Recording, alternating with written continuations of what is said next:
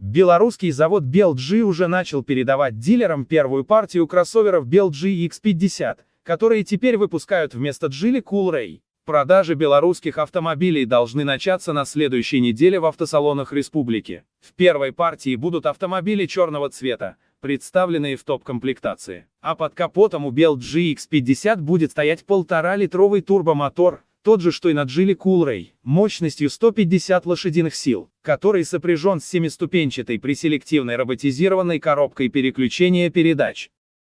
Напомним, белорусская компания BeLG ранее производила китайские паркетники Geely Coolray, а затем на заводе решили выпустить свою копию кроссовера по лицензии. Так что, по сути, BeLG X50 это локальный вариант кроссовера Geely Coolray. Заявляется, что белорусский паркетник отличается от китайского тем, что имеет больше белорусских комплектующих, а также собственные шильдики и эмблемы как на кузове, так и в салоне. Что интересно, компания BeLG, приобретя лицензию на выпуск паркетника Geely Coolray, теперь сможет менять конструкцию, локализовывать компоненты и создавать новые версии автомобиля.